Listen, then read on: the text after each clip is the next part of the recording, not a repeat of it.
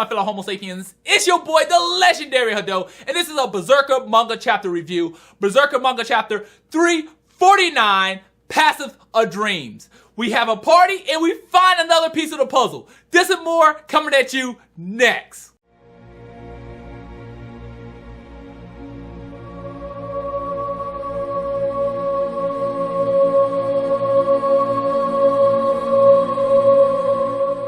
Alright, so let's do a recap first on this chapter of Berserker 349. So we open up with them having a party. It seems like everyone is enjoying themselves. They're having fun. They're enjoying the fireworks. They're getting drunk.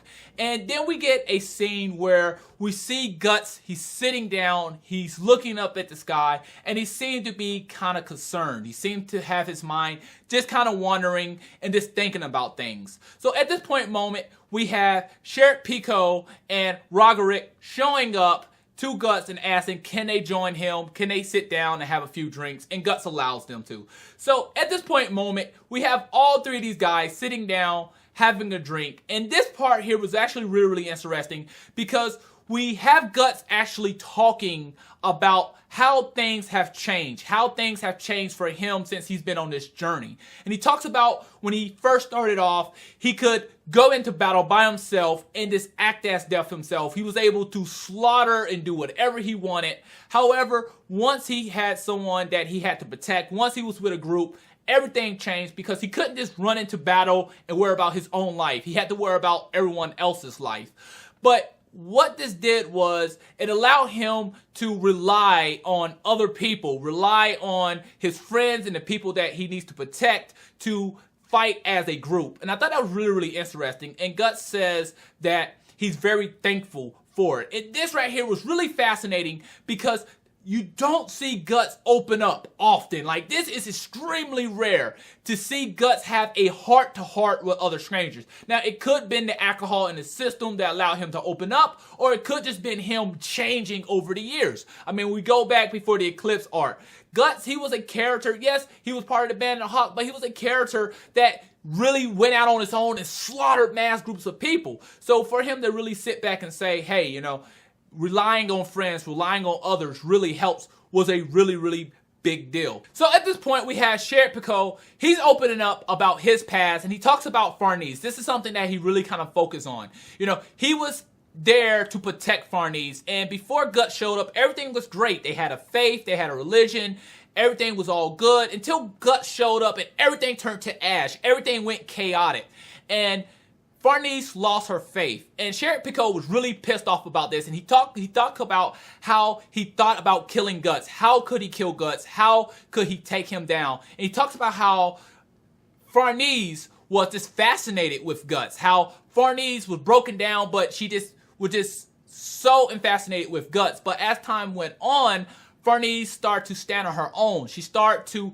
help Casca. She started to become stronger, and what he noticed was Farnese was becoming stronger because she had someone she wanted to protect. Casca really helped her out. As Farnese tried to help Casca, it made Farnese herself stronger. And this kind of made Sheriff Pico more relaxed. It made him change. It made him as a person change his views on how he felt about Guts. So what I really kind of took from them both opening up and having a heart-to-heart, this men having a heart-to-heart, what I took from this is that as long as they have someone to protect, it makes you stronger. And that, I really kind of like that message because it was really insane. I really enjoyed that part because it really shows these two characters having character development. It really shows these characters becoming stronger by helping others. Now, at this point, we get another flashback, and this flashback here was really interesting, and I really like this part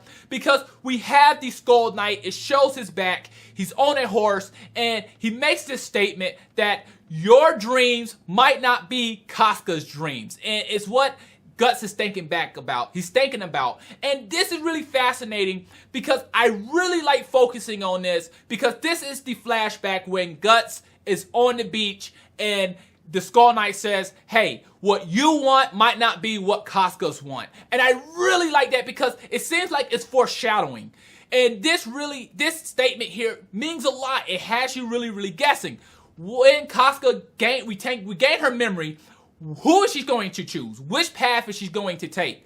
Is she going to go with Guts, or will she choose Griffith? Will she commit suicide? What will she do? And this is really fascinating because they bring this up once again. I was really stunned that we're going to get a flashback of the Skull Knight saying, your dreams might not be her dreams. This is a possibility that she could choose Griffith. And that is insane. So I really like how they kind of threw that monkey wrench in and keep the readers guessing. So at this point, we skip over to Farnese and Sheer into the dream realm. They're walking, they're following the petals, and they come up on a campfire. And in this campfire, it shows this image. And it shows the image of Guts, a young Guts, a Guts before Sheer and Farnese was even part of the group. This is a Guts when he probably joined the Band of the Hawk. He still has his hands. He has the black hair. He doesn't have the gray. He doesn't have all those scars on his body.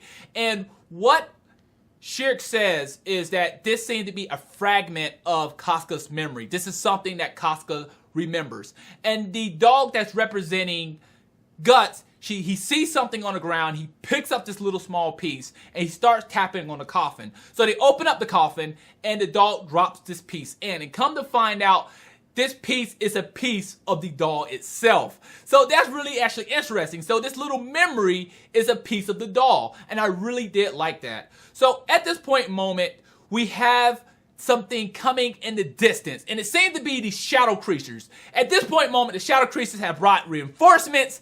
They're coming in hot. And we have Sheer, she pulls two things out. And it seems that she perhaps brought these two items from another dream, and she summons these things to fight these shadow creatures, and that was the end of the chapter. Man! So what did I feel about this chapter overall?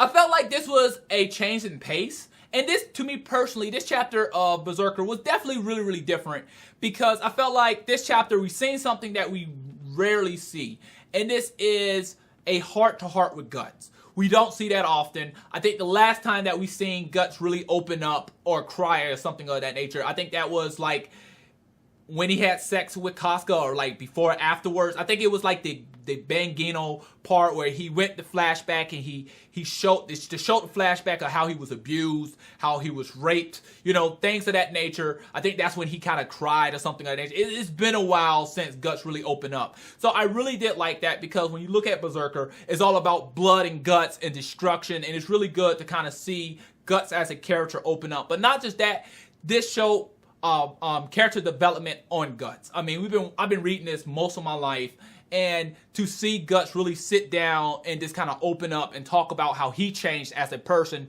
was really, really incredible. Not just that, I really liked the part in the dream realm as they found a piece of Casca's memory. I really do like that, because it really leads us on a path of what they have to do in this realm. They have to go get these pieces of the doll and perhaps put this together. I really like that, because it lets us know what they have to do and what they need to find. But I also kind of question how are these pieces going to affect Casca overall. I mean, we know that they just put a positive memory of Casca in the casket, a piece of Casca in the casket. What happens when they find a negative memory of Casca and they put that piece in the casket? How's that going to affect her? But overall, I felt like this chapter was really, really good. What did you think about this chapter? How did you feel about the pace of this chapter? Please let me know in the comment box below. But please rate, subscribe, comment, and share. It really helps the channel. Thanks for watching. Matane.